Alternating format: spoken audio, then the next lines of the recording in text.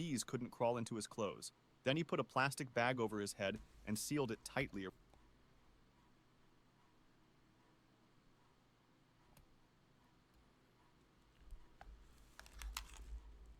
around his neck. This would protect his face from bee stings.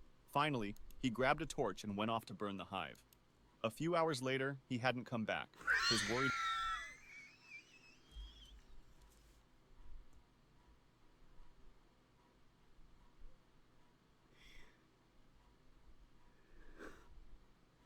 Yo, I'm not laughing at the dude dying, bro. I'm just laughing at the way that they cut that frame right there, bro. That's like, why'd they do that, bro?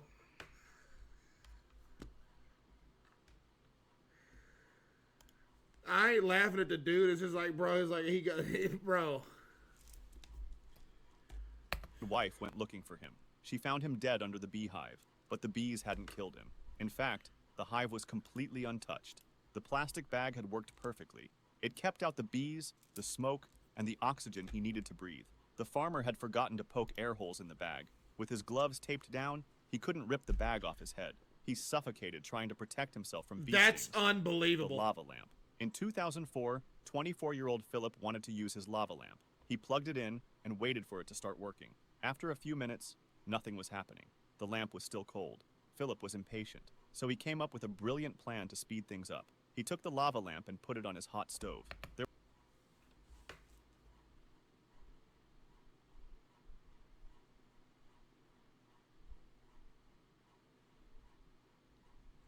This is something y'all would do.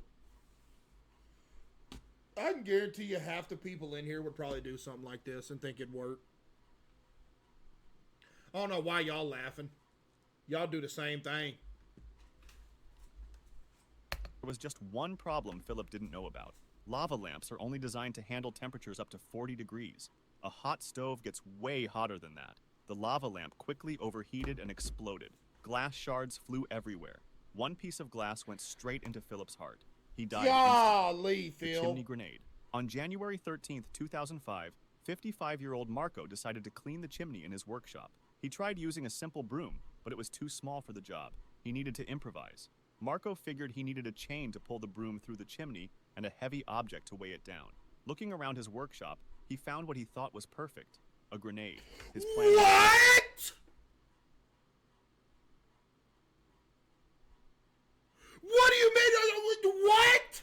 Where'd he get a grenade on top of it? Marco figured he needed a chain. Oh, he was looking through his workshop. He found something that he thought would be perfect. A grenade. First off, why would he think that? Second off, why did he have a grenade? Pull the broom through the chimney and a heavy object to weigh it down. Looking around his workshop, he found what he thought was perfect: a grenade. His plan was simple. He would weld the grenade to the broom and chain. Then he could pull the whole thing through the chimney. Marco got out his welding equipment and started working. He failed to think about what might happen when he put a flame near a grenade. As soon as the welding torch touched the grenade, it exploded. Marco was killed instantly. The chimney was left completely untouched by the blast. If you enjoyed this video, subscribe. Wow. I would have liked a little bit of backstory onto why he had a grenade in the first place. But, I don't know. Chat, do y'all have a grenade in y'all's garage? Is that something that's like normal and I just don't know? Maybe that's like normal. Maybe everybody just has a grenade. But I'm over here mostly tweaking because like, yo, why does bro have a grenade? Vanessa with the 5, thank you. Maybe he went to the military? Yeah, but that doesn't like, yo, can I carry this grenade home with me? Something's not adding up here. I don't know. I do not know. That was a good video, though. Maybe he found it. Yeah, maybe. Yeah, you know what? Yeah, maybe he found it. True.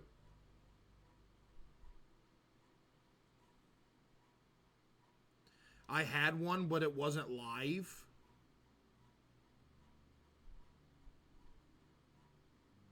Yo, Gavin with the 5. W Gavin with the 5. Thank you, Gavin. W Gavin. Your bracelet, what about it? Chad, y'all think this thing tough? This thing's certified tough.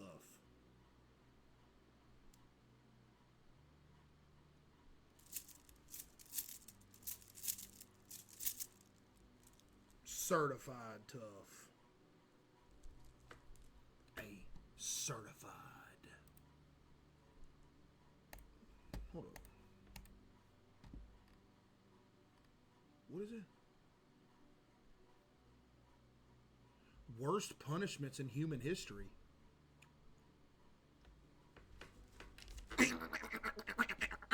Extra confidence from a green print plan. Extra care from our people. Extra is our ordinary at Regents.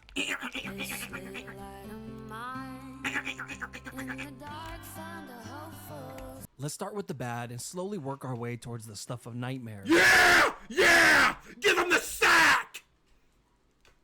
Number 10, the Rat Dungeon. If you were alive in London, England during the medieval period, you would have definitely heard about the Rat Dungeon, since this punishment struck paralyzing fear into the hearts of even the most hardened criminals. This was a cell that was located at the bottom of the London Tower, where prisoners were shackled and chained in complete darkness. But here's the thing, the dungeon was connected to the nearby river and just below the river's waterline, so that when the water levels rose, all the rats that lived along the riverbed would be pushed out of their shelters and forced Just to straight genius is thinking this stuff up, man. Just genius.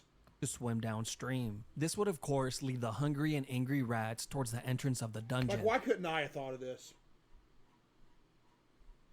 where they would then come face to face with the prisoner. But to the unlucky prisoner, he never actually saw anything, and all he would hear were the soft scurries of the rat's feet entering the dungeon. And in a matter of minutes, these soft noises were in the hundreds and all around him. These angry and aggressive rats would then begin to take small bites from the prisoner, who had Golly. no way of defending himself. Now, he might be able to shake the rats off for a few hours, but eventually the prisoner would pass out from pure exhaustion. And while he And slept, imagine it's completely dark in there, and all you can hear is them moving. the rats would continue to take bites from his flesh. Eventually, when he would wake up, he would discover hundreds of bites throughout his entire body. But it didn't stop there. The prisoner was left here for days or weeks on end, depending on his crime. But towards the end of the medieval period, this form of punishment just got more and more deranged, eventually becoming a form of execution, where prisoners would just be thrown in the dungeon and forgotten about. Man. Number 9, the rack. This is Oh, the rack! That's a classic! another punishment that took place in the London Tower. The rack was a torture device that was used in many places throughout history. This form of punishment was originally designed for getting a confession, usually from criminals, slaves, or prisoners of war. The device looked like a large ladder, but instead Dude, of look at his face! He's acting like he's getting the rack or something. Won't you relax, buddy? secure steps, they would actually rotate like a rolling pin. You see, when a prisoner was placed on the rack, he would have his feet and wrists tied to a ratchet pulley system, where two legal officials would slowly tighten the ropes and locking them in place, placing an increasing amount of strain on the prisoner's shoulders, hips, knees, and elbows with every single turn. This was all done to get information, but of course, a lot of the times the truth was not accepted as reality, and the prisoner would then begin to say whatever he believed the officials wanted to hear. Sometimes it would work and the prisoners would be Sentimental let with the go, fire. while other times they would be tortured even more for lying. When the whole ordeal was over, prisoners were usually released with dislocated joints, but oftentimes they were left completely paralyzed. That was the case in England in 1447 when a 25-year-old girl named Anne Askew would be tortured on the rack for hours and hours on end and left completely paralyzed after all her joints were Golly. dislocated. She was then carried on a chair and burned alive at the stake. All this because she read and memorized scriptures from the Bible, which she preached in private to a small group of women, which were the exact women she refused to name and expose during her torture. Not only got racked, then burned up. You see, during this time period, if you followed any religion other than the Catholic Church, you better not say a word to Lord! anybody, including your own husband. which was the person that turned her in. Oh my Number goodness. 8, keel hauling. This brutal Oh, the keel haul! Classic. punishment was carried out at sea on sailors who would steal or be violent towards others and would usually result in death. Keel hauling would start with a sailor having his arms tied with a rope, Yep. then looped around the entire circumference of the ship Yep. before being tied off to his feet. The sailor would then be thrown overboard while the group of men on board pulled on the rope to slowly drag him around the outside of the ship, including over the keel, which is how this punishment gets its name. But a lot of the times, the sailor wouldn't even have to worry about it, since they were dead before they ever reached it. Yeah. Kinda just depends on how hard the guys on the rope feel like working that day.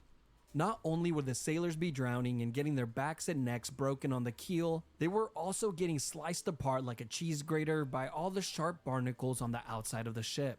But if by some miracle a sailor actually happens to make it all the way around the ship They double keel haul them. without dying, one of 3 things will happen. 1, he would be sent for round 2 and for sure be dead by then.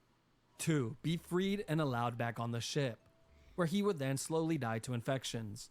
Or 3, live the rest of his life single and being made fun of since he was now fully covered in scars from head to toe. Hey, Number that's the best outcome you could have got. Could you imagine surviving a keel haul? They pull you up to the surface. You're like, man, I made it. And they realize you're still alive. They like give them the double. And they just send you back through. Imagine surviving 2 keel hauls. Imagine surviving a double keel haul. 7, crushed by elephants. Now we are getting to the part of the list where living is no longer an option. This form of punishment has been used by many countries throughout history, but was most recently used by India in the 19th century, which is really not that long ago if you really think about it. Like, your great-grandma could have witnessed one of these. What type of crimes would you have to commit to be crushed by an elephant, you might ask? Well, Something apparently if you bad. failed to pay your taxes, Oh. that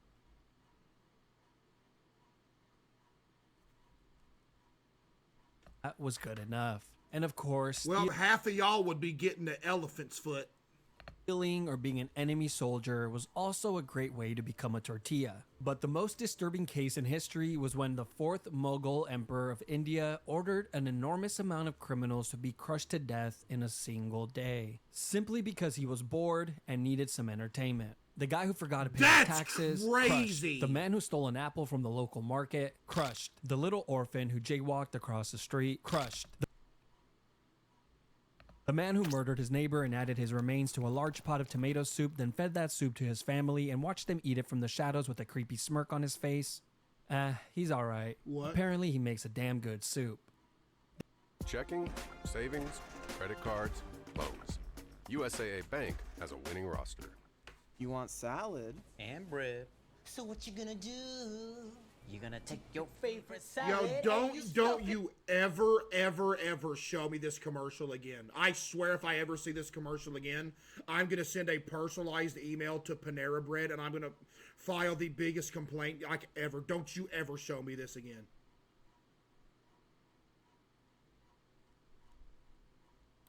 Yeah. Stop it. Yeah. Stop it. There are a few ways that this public execution goes down, but one thing always stays the same. There's always a guy on top of the elephant controlling its every move. And this was very intentional, as this was meant to showcase just how amazing the ruling class were. I mean, look at them. They can control an elephant. Now be impressed.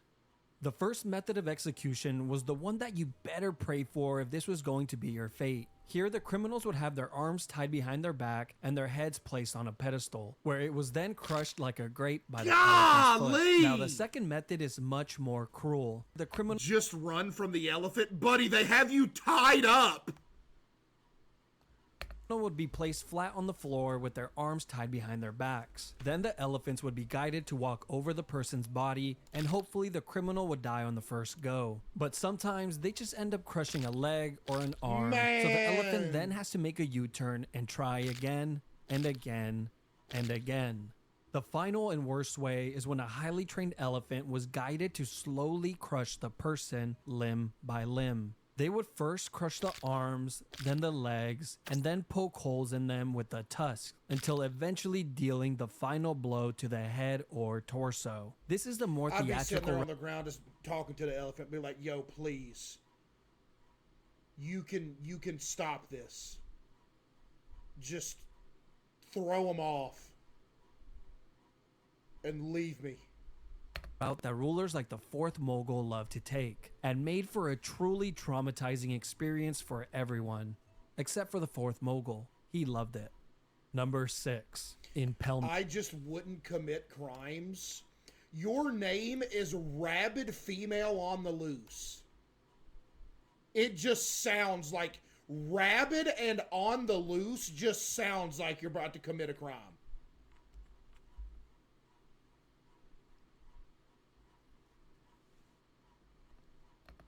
Probably one of the grossest and most cruel forms of punishment on the list. This has been used What by was it? one of the Mogul. He loved it. Number 6. Impalement. Oh! Probably one of the grossest and most cruel forms of punishment on impalement.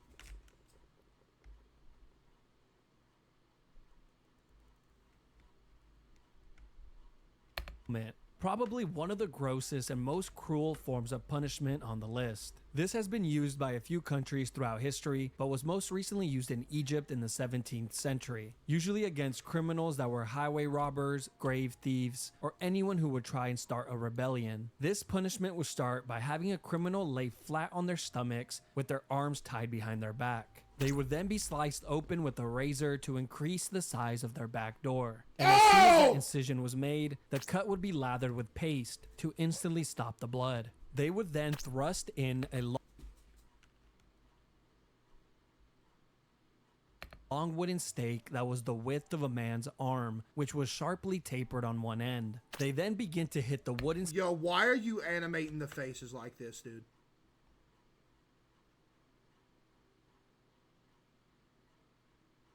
stake with the mallet, pushing it further and Bro, further stop in. with the And of course, the faces! stake was greased up beforehand to make this process a lot smoother. And once the stake has popped out of the criminal's shoulder, head, or mouth, they were pretty much long gone. He is then planted next to a busy road, like a Halloween decoration, to remind everyone that this is what happens when you break the law. They will be left there for the entire day and removed the following morning before the body begins to stink. But wait, there's another version of this as well. You see, on some occasions, the criminals would only be impaled just deep enough to keep them in place, but not too deep that it would cause immediate death. They would do this by having stakes that had a seated position on them to prevent the person from sliding down any further. No. They would then be placed on a busy road where they would suffer for hours and hours. No way. Imagine you're going to like the Dollar General